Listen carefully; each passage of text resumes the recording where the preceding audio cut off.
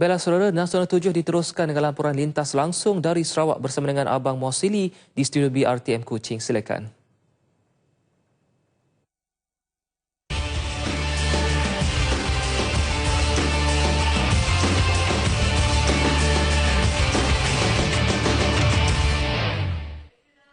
Assalamualaikum dan salam sehati sejiwa. Timbalan Perdana Menteri Datuk Seri Dr. Ahmad Zahid Hamidi yakin penduduk Sarawak dapat menghakis persepsi negatif yang dilemparkan setengah pihak mengenai negeri itu. Katanya persepsi berkenaan timbul akibat daripada penyebaran maklumat yang separa benar dan tidak benar secara berulang-ulang, khasnya di alam maya yang menggambarkan negeri itu masih jauh mundur dan miskin. Teks ucapan beliau dibacakan Menteri Pembangunan Luar Bandar dan Wilayah Datuk Ismail Sabri Yaakob pada majlis makan malam di Miri malam tadi. Persepsi itu katanya dapat dihakis melalui pemerkasaan integrasi nasional bagi merapatkan lagi hubungan antara kaum di negara ini. Menyentuh mengenai persempadanan bahagian pilihan raya negeri Sarawak, Datuk Seri Ahmad Zahid berkata ianya bagi memastikan tiada penduduk luar bandar yang tercicir daripada arus pembangunan negeri itu. Kerajaan prihatin dengan keperluan rakyat terutamanya di kawasan pedalaman Sarawak. Ini dibuktikan dengan peruntukan yang besar tahun depan iaitu sebanyak 1.54 bilion ringgit dalam bajet 2016. Timbalan Perdana Menteri Datuk Seri Ahmad Zahid Hamidi berkata pertambahan itu bagi menaik taraf infrastruktur asas negeri. Tahun ini negeri ini mendapat peruntukan sebanyak 1.1 bilion ringgit. 27% daripada peruntukan pembangunan luar bandar ini akan sampai ke Sarawak dan ini merupakan satu jumlah yang besar. Bukan kami memohon supaya dihargai usaha-usaha oleh Kerajaan Persekutuan, tetapi memang rakyat Sarawak layak mendapat peruntukan yang besar ini. Beliau berkata demikian pada majlis pemimpin bersama rakyat di Kampung Long Bemang, Ulu Baram di Telang Usang semalam. Dalam pada itu, beliau berharap rakyat di negeri ini terus memberi sokongan padu kepada kepimpinan Ketua Menteri Tan Sri Adnan Satim dan Kerajaan Barisan Nasional bagi memastikan kelangsungan pembangunan yang berterusan. Pada majlis itu, Datuk Seri Ahmad Zahid Hamidi mengumumkan peruntukan berjumlah 1.5 juta ringgit untuk pembesaran dan membaik pulih gereja Kampung Long Bemang, manakala 1 juta ringgit lagi untuk membuat jeti dan laluan pejalan kaki. Lebih 1,000 orang hadir pada majlis pemimpin bersama rakyat di Kampung Long Bemang, Ulu Baram, Telang Usang. Orang ramai yang ditemui begitu teruja dan gembira dengan kedatangan pemimpin nombor 2 negara yang mengadakan lawatan jurung kalinya ke kampung tersebut. Kami sangat senang hati, suka betul hati diorang datang Long Bemang. Kami sangat senang hati sebab dia pertama kali datang, kami sangat bergembira lah. Saya sebagai wakil kepada penduduk Kampung Long Bemang amat berbangga dan senang hati, gembira sekali. Juga rakyat-rakyat saya pun gembira sekali kerana Tuhan bagi timbalan Perdana Menteri melawat ke kampung kami pada hari ini. Sementara itu pada majlis yang berasingan di rumah Hillary Junggang, Nanga Ajoy Tinjar, Datuk Seri Dr. Ahmad Zahid Hamidi memberitahu bahawa kerajaan telah meluluskan beberapa projek di kawasan berkenaan. Antaranya projek membaik pulih jalan raya sejauh 42 km yang menghubungkan Miri dengan Pekan Marudi.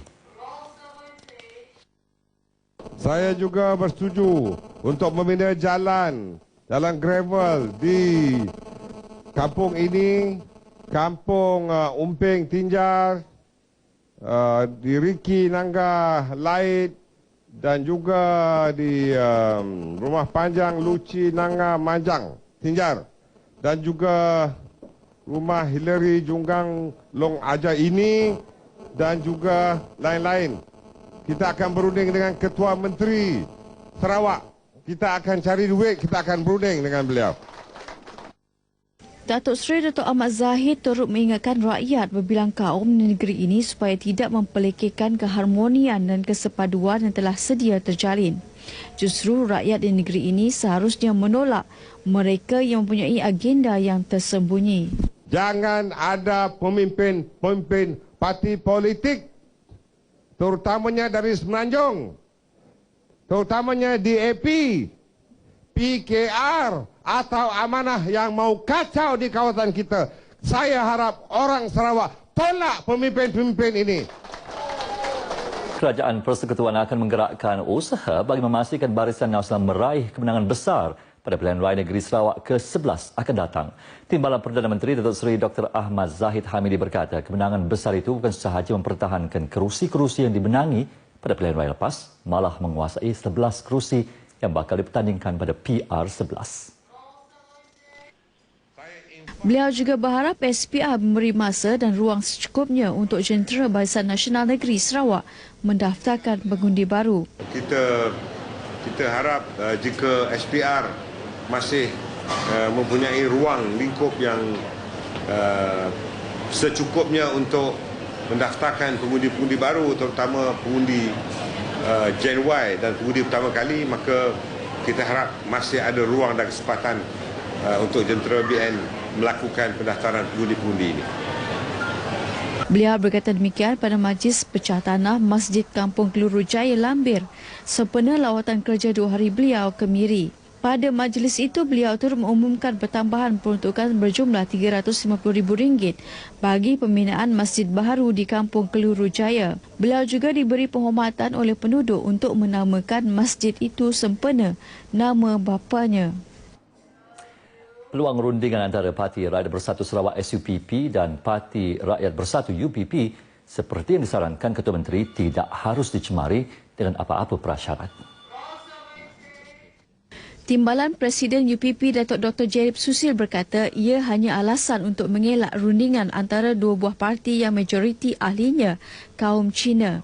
Jelasnya tindakan SUPP meletakkan persaraan Presiden UPP Datuk Seri Wong Sung Koh dari arena politik sebagai prasyarat rundingan menunjukkan parti itu tidak bersungguh dan jujur untuk berbincang.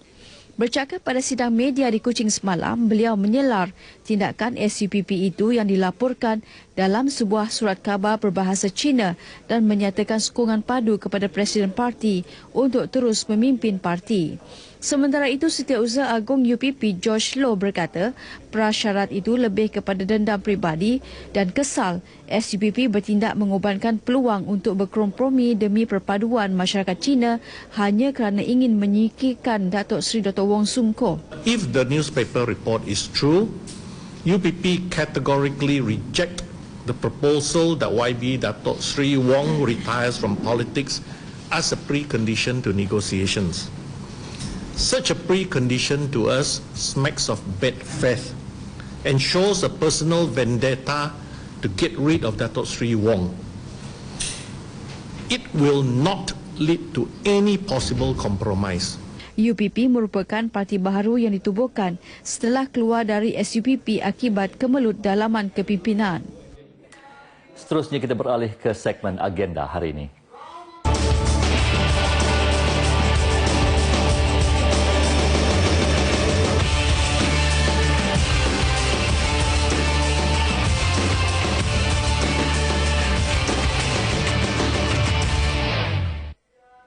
Antara liputan acara agenda hari ini pada pukul 9 pagi, Timbalan Perdana Menteri Datuk Seri Dr. Ahmad Zahid Hamidi menghadiri majlis sambutan Hari Imigresen Malaysia di Miri.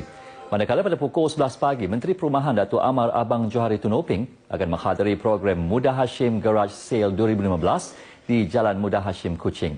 Akhir sekali pada pukul 11 pagi, Ketua Menteri Tan Sri Adnan Haji Satim menyempurnakan penutupan Hari Keusahawanan Desa Pulau Bruit di Padang Sekolah Kampung Semop, Serikei.